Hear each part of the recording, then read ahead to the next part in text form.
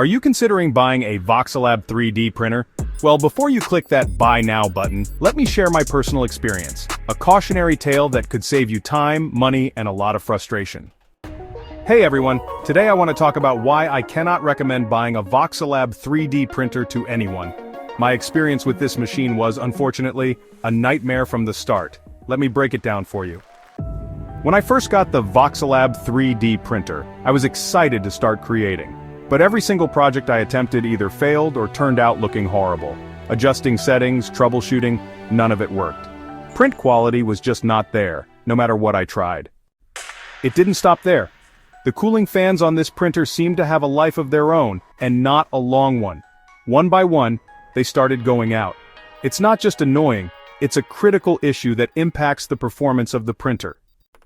And then came the final nail in the coffin. Not long after I'd started using it, the printer stopped reading the nozzle temperature altogether. That meant the printer couldn't function at all. You can imagine my frustration. Of course, I reached out to Voxelab hoping they would stand behind their product, but they didn't. They refused to honor their warranty or even sell me a replacement part. I was completely stuck, left with a non-functional machine and no support.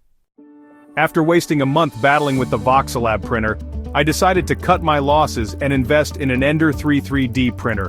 What a difference. I've had the Ender 3 for a year now, and it's been nothing short of fantastic. Every project has printed beautifully and I've had zero problems with it. I can't recommend it enough. So if you're on the fence about getting a Voxelab 3D printer, I would strongly advise you to look elsewhere. My experience was nothing but a waste of time and money.